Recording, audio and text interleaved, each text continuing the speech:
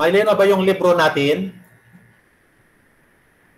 Number 1. Ayaw na, Sheikh. Okay. Sino ang pwede yung tawagin dyan? Try mo nga Zidan. Abu Bakar. Zidan ang pangalan mo. Okay, try mo nga basahin ang number 1. Dahan-dahan lang ang basa.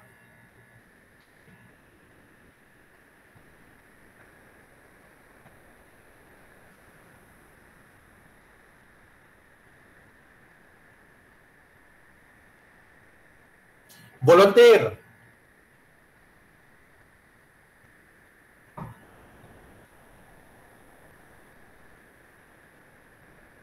Okay, kung mapapansin niyo dito sa lesson number 1, dito sa lesson number 1 na ito, pinag-aralan yung tinatawag na mga cases ng noun. At ang mga cases ng noun na ito, sa simula, memoryahin natin ang mga terminolohiya ayon dito sa libro. Kung tutusin sa English, parang wala ito. Ito ay mga terminolohiya lamang ng mga gramarya na gumamit ng lengguaheng English na ang karamihan yata ay galing sa lengguaheng Latin. Halimbawa, yung mga terminolohiyang diptote, triptote, maging sa English, wala yon. Napansin nyo ang lesson number 1? May mga salitang diptote, triptote, dalawang uri ng noun. Ang ibig sabihin ng diptote, tumatanggap lang ng 2 vowels. Ang triptote, tumatanggap ng 3 vowels. Pag tumatanggap ng 3 vowels, yun ang regular na mga nouns. Ibig sabihin, tumatanggap ng an, in, on, a, i, o. Oha, ang diptote naman, ang tinatanggap lang ay a at saka o, hindi siya pwedeng maging e. Naunawaan. Ngayon, kailan magiging o at saka on na tinatawag siyang nominative? Kailan? Yan ang tinalakay ng lesson number 1. At dito sa lesson number 1, ang unang dahilan para maging nominative o at saka on ang isang noun. Una, kung tumatayo siyang mag-isa. Tumatayo siyang mag-isa. Kunyari, nakita nyo ang word na ito. Ang word na ito. Nakita nyo yung mouse ko? Tinuturo ko? Apo. Okay. Kunyari, tumatayo siyang mag-isa. Isang word lang na yan ang iyong binabasa. Sino ang magbasa ng kompletong vowels kasama ang huling litra? Lagyan nyo ng vowels.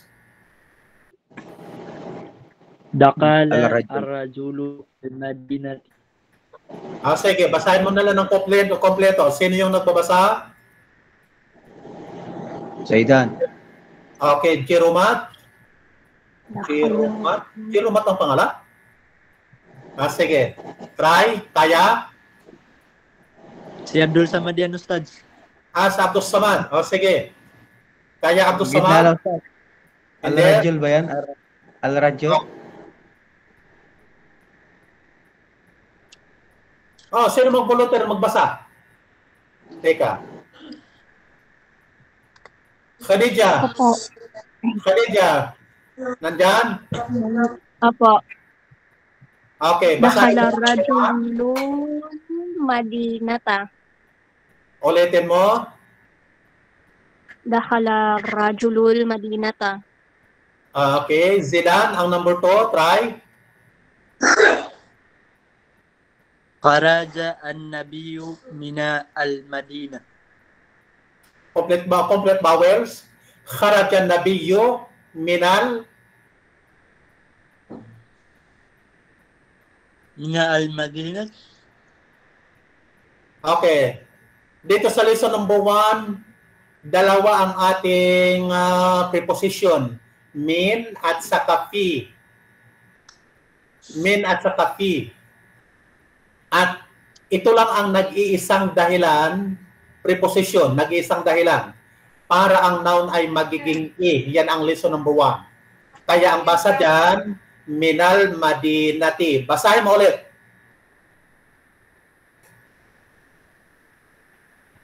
Minal Madinati. Simulan mo, sa simula. Kharaja an-nabiyyu minal Madinati. Okay. Sino pa ang nandyan mag-volunteer? Number 3. Itong number 3, ito yung simpleng sample sa tinatawag na nominal sentence. Mayroong subject at saka mayroong predicate. Ang subject, noun, ang predicate ay noun din. Sino magbasa? Al-Rajalu. Al-Rajalu ni. Ar-rajulu. Ni. Ar-rajulu nabiyyun. Ar-rajulu nabiyun. Okay. Kung mapansin ninyo, ito ang pangalawang dahilan para maging nominative ang noun, maging o. Siya ay subject at saka predicate. Parehong o at saka on. Ar-rajulu nabiyun. Ngayon, number 4. Sa number 4, kung mapansin ninyo, ang number 3, ar-rajulu nabiyun, sa number 4, nilagyan ng kana.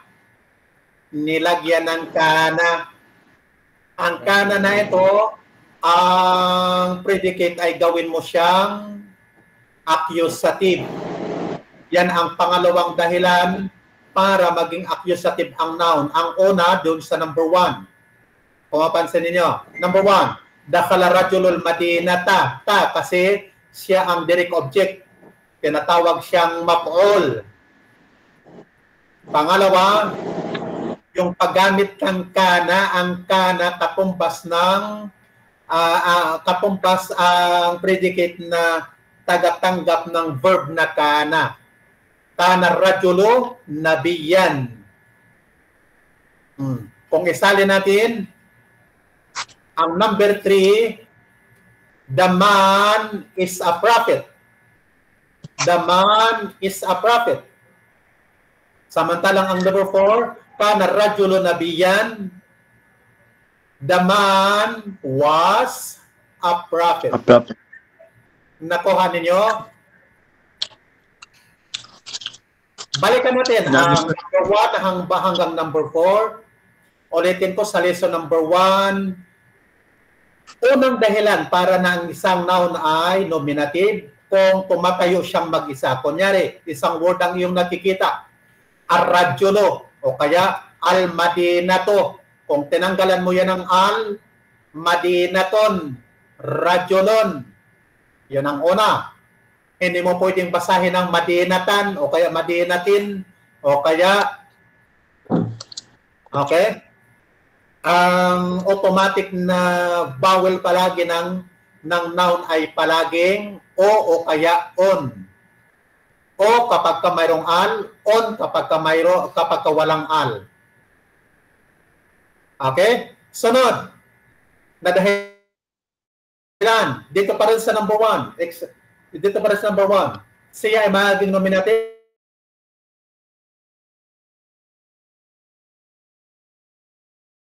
kapag siya ang akodasyon ng lingwahe, lesson number 1. Kunyari, dakhala rajulo. Hindi mo pwedeng basahin dakhala rajula o kaya dakhala rajuli. Kasi ang pumasok ay lalaki. Ang gumawa ng action ay lalaki. Ang gumagawa ng verb, kinakailangang o. Kinakailangang o. Okay. Ngayon, kailan naman magiging a? Ang unang dahilan kapag siya ang tagatanggap ng action. Dakhala rajulul madinata. Ang Madina, yun ang pinasok. Tumanggap ng action na dakhala. Okay. Pangalawang dahilan para maging accusative, dito sa number 6. Dito sa number 6, kapag mayroong inna. Mayroong inna. Okay? Inna. Try nga ninyong basahin. Sino magbasa ng number 6? Volunteer, sinong pwede magbasa dyan? Ako po.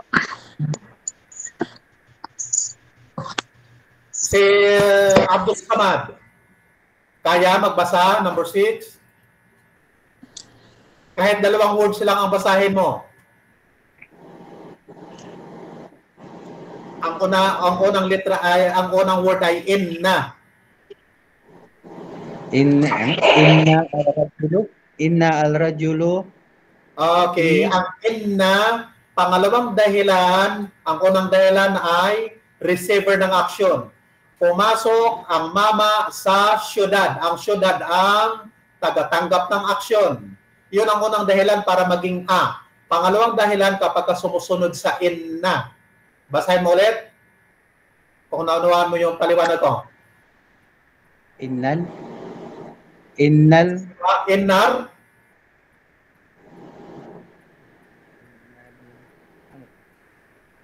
rajulu. Innar rajula, la.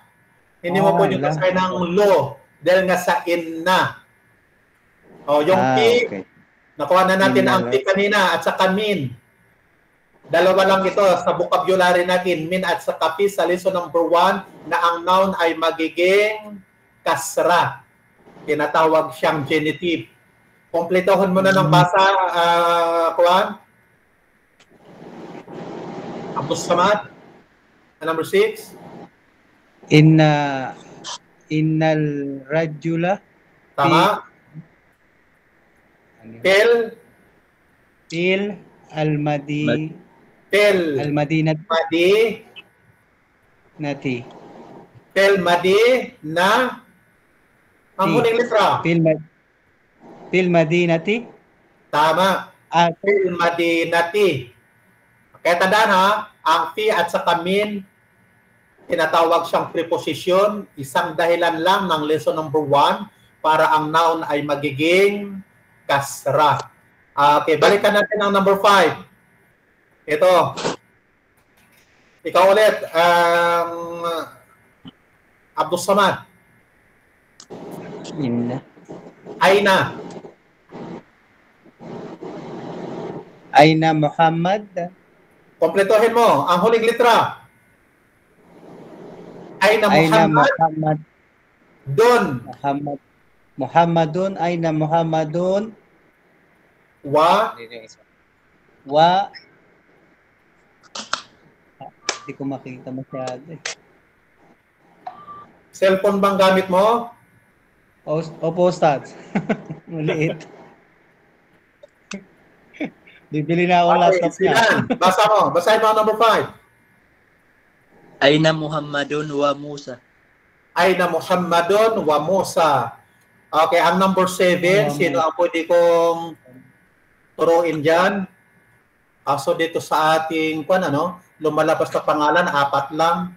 Yung 7 pa ay, hindi po paano mapalabas. Sino nandyan?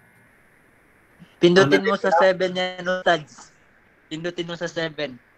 Yan. Okay, ito. Sino to? Salasia. Kayang basahin? Kayang basahin, number 7? Yes po.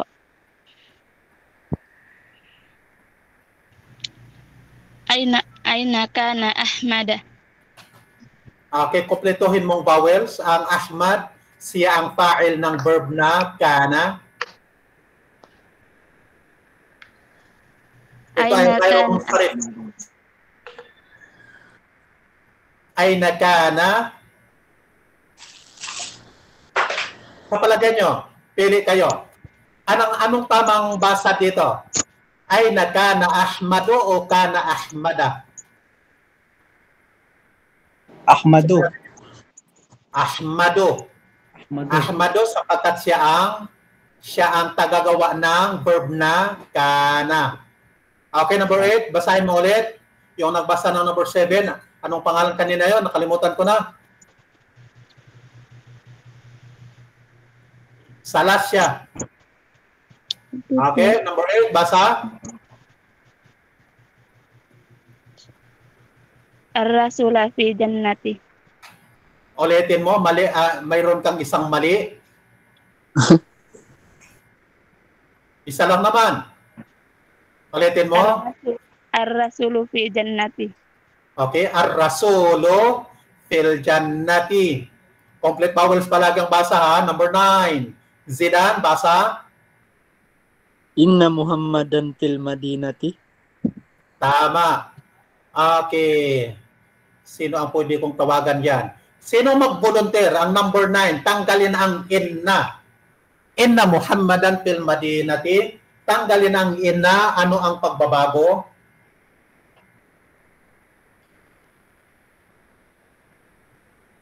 Pagbabago, parang ano, Ustads? Muhammad fil Madina?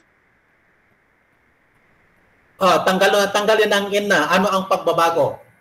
Basahin. Sige, try. Zidane, kaya? Muhammad sige, fil sino yun? Madinati? Sino yung sumagot? Sige nga ulit, Zidane. Muhammadan fil Madinati? Walang inna. Kung walang inna, ang subject na ito ay palaging salasiya. Basa. Muhammadun fil Madinati. Tama. Muhammadun. Kung walang inna, Muhammadun. Tanggalin mo ngayon ang alif at saka fathah. Okay? Muhammadun fil Madinati. Kaya kung memoryado ninyo yung vocabulary, yung ating binabasa, siguradong naunawaan na ninyo. Okay. Zidane ulit, ang number 6. Tanggalin ang inna. Ano ang pagbabago ng basa sa number 6? Abdus Samad, pansinin mo. Abdus Samad, nakikinig? Basa Zidane, number 6.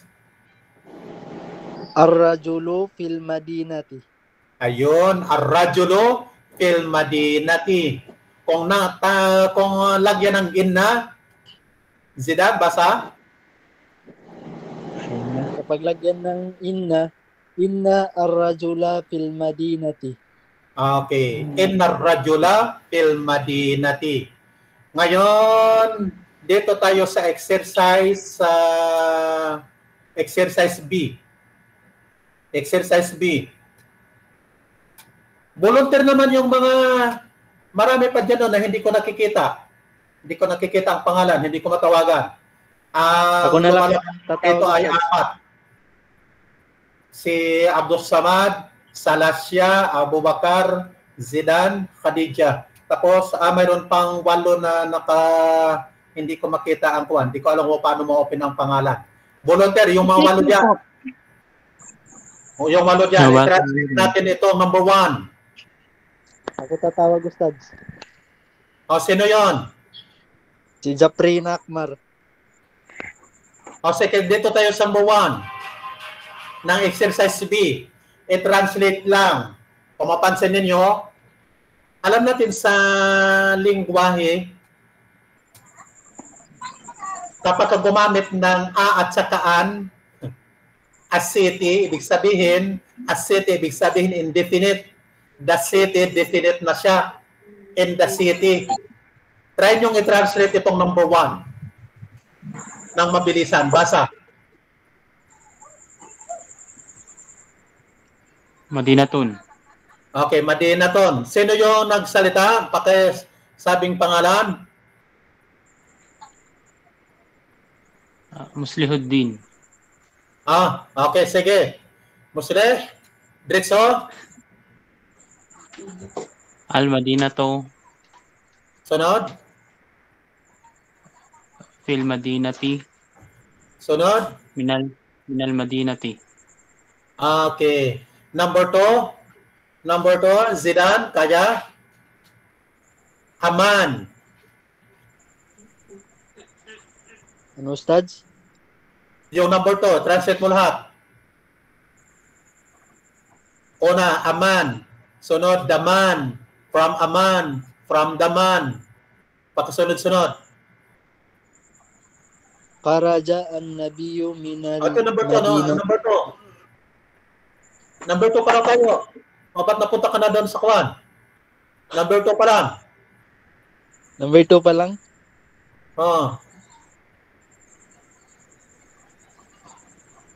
Number 2 ng exercise B. Sa screen nyo, tingnan. Nawawala Ustads yung ano mo, yung screen. Nawawala ba? Ulitin ko nga. Nawawala. Teka. Nandyan pala si Jibril eh.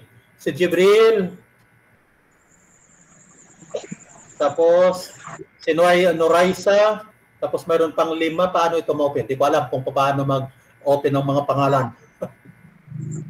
Pin number 5, kung nakalagay yung number.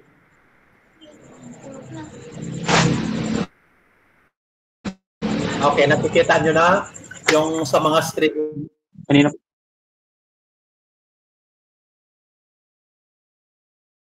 nyo, word na aman. Vocabulary lang yan eh. Ar-rajul. Alaikum, Okay. Sheikh. Rajulon. Huwag mong lagyan ng al. Rajul. Ibig sabihin definite, indefinite. Okay. Gawin mong definite ngayon. Laman. Ar-rajulu. Tama. Sunod. From a man. Yung man dito ay kuwan pa rin. Indefinite. Walang al. Ano po yan, Sheikh? Ito, from a man. Translate mo ang from a man. Minar-rajuli. Indefinite. Walang al. Min rajulin. Tama. Min rajulin. Sunod. Last. From the man. Minar-rajuli. Masya Allah. Diretso nga, kung kaya, ang vocabulary natin ng lesson number 1 sa garden ay jannaton. Sige. Diretso number 3.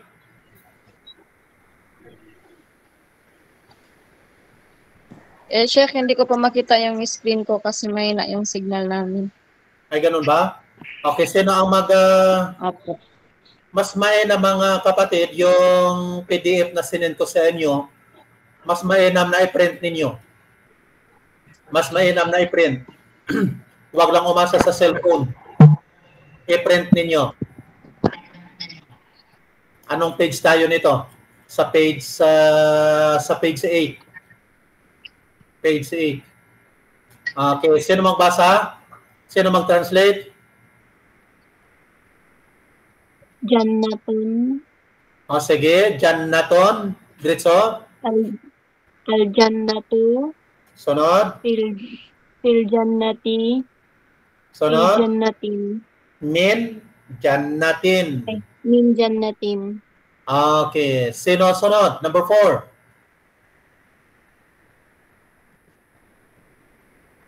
Zaidan, kaya? Unahin ang verb. dakhala rajulun. Dakhala rajulun. Sunod. Dakhala rajulu. Dakhala rajulu. Mayroon ng al. Sunod. Believer. Ano ang believer sa ating vocabulary? Mu'minun. Mu'minun. Dakhalal mu'mino. Okay, number 5. Yung si Salasya kanina, yung nanala kong pangalan. Salasya, number 5. Left, ibig sabihin ay lumabas. Kharaja. Ang gamitin yung verb ay kharaja. A messenger left. Indefinite. Salasya, try. Translate mo. Sheikh. Try ko, Sheikh. O, sige, try. Karaja rasulun. Kharaja rasulun. Okay, sunod. Karaja ar-rasulu. Okay, tama. Kharaja rasulu. Sunod. Ito. Karaja Ahmadu. Masya Allah. Tama. Sunod. Karaja Musa. Okay. Ngayon, lipat tayo sa C. Dito tayo magtapos. Sino sa inyo ang mag-volunteer ng number 1? Sino mag-translate? Kung mapapansin niyo, unahin niyo ang verb. Verb,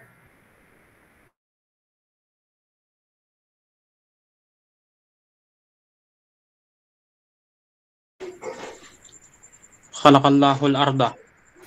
Okay. Khalaqallahul arba. Ba. Bakit ba? Kasi yun ang direct object niya. Number 2, sino?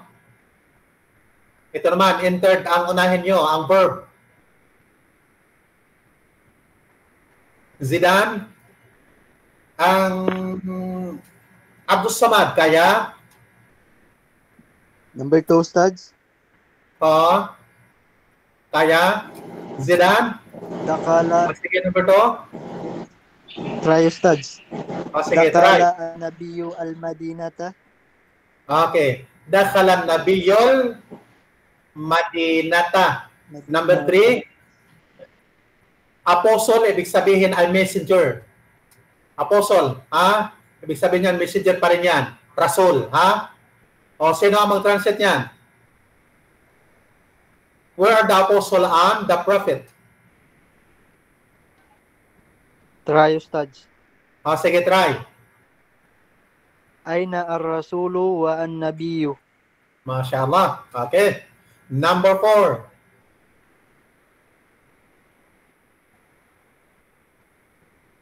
Nasaan na si Noraisa? At saka si Salasia. Okay, yung dalawa. Sinong volunteer sa inyo? Number 4. Number 4. Kana Unahin nyo ang verb. Ahmadu Okay, Ang kana galing yung verb. Ahmadu fil jannati. fil jannati. MashaAllah. Number 5. Went out. Kharaja. Yun ang gamitin yung Try, verb. Ustads. Kharaja. Sige. Sino? Karaja al-mu'minu ay Karaja al-mu'minu minal madinati. Sanayin nyo ang pagbabasa. Huwag mong basahin niya. Kharaja al-mu'minu. Kundi diretso nyo doon sa lam. Kharaja al-mu'minu. Ulitin mo. Ulitin mo. Karaja mu'minu minal Kharajal. Kharajal mu'minu. Ulit. Karajal mu'minu minal madina. Okay. Minal madinati. Of the city. Okay. Minal madinati. Tanda natin ang verb na kharaja gumagamit ng min. Okay. Yung last, Muhammad is in the city. Try, Ustads. Sige. Muhammadun fil madina. Kompletohin nyo yung vowels. Huwag nyo gawing sukon. Ulitin ko ba? Muhammadun fil madinati. Okay. Muhammadun fil madinati. Ulitin ko, sa ating pag-aaral ng lingwahe, complete vowels palagi. Kasi yun ang ating pinapractice. Inshallah, bukas, memoryahin ninyo ang vocabulary ng lesson number 2. At inshallah, bukas, simulan natin ang 520. Okay? 520, Ustads? 520 sa Pilipinas, 9 sa Pilipinas 920. 520. 920 sa Pilipinas, 920 sa Saudi. Sige po. Alas Ustads, saan 4, makikita yung ano? kasi ang alas 4:20 tapos ng sala dito sa Jeddah. Sa Saan Pilipinas, makikita po ito? Andun, sinan ko sa sa GC yung PDF. Ito yun? Yun yung sa ano? Oh. Okay. Yung PDF, mga kapatid, mas mainam i-print ninyo.